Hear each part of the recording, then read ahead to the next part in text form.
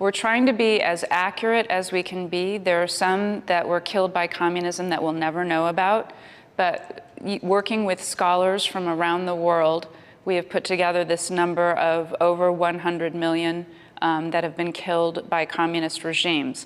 And that is, unfortunately, the most deaths come from the People's Republic of China, and within that, most of them during the regime of Mao Zedong. People have been killed by communism in a variety of ways: direct, execution, being starved to death and worked to death in whether it was the Gulag or the Laogai in China or other camps that are in communist countries.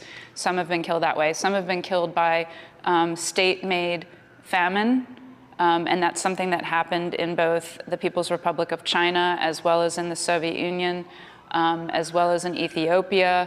So it's something that happened in multiple communist countries. And then also in terms of shortening people's lives and having them die, they wouldn't have died otherwise, but communism closed off every opportunity to them, including often involving, food or what they would have done otherwise. Now, Mao Zedong, in wanting to implement communism, he did, as many in your audience will know, the Great Leap Forward, and that's where he was responsible for killing more Chinese.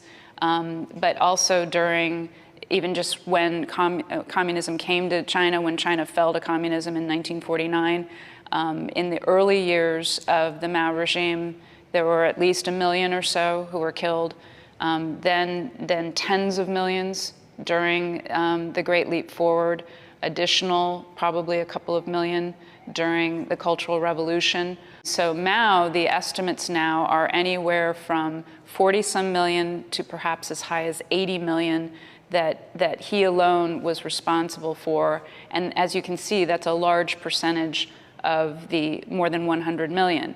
And then Stalin, as I mentioned, is responsible for about 20 million, his regime in the Soviet Union. Right there, depending on if you accept the high end of China, you're already getting up toward 100 million. And then you add in something like Cambodia, where the Khmer Rouge killed 25% of the population, and it's at least a couple of million. You add in others, the famine in Ethiopia killed, again, over 1 million. And then the hundreds of thousands and sometimes millions that were killed, and then sometimes tens of thousands and thousands in other communist countries, more than 30 communist countries over the course of 100 years, 100 plus years now, and you get up over 100 million total.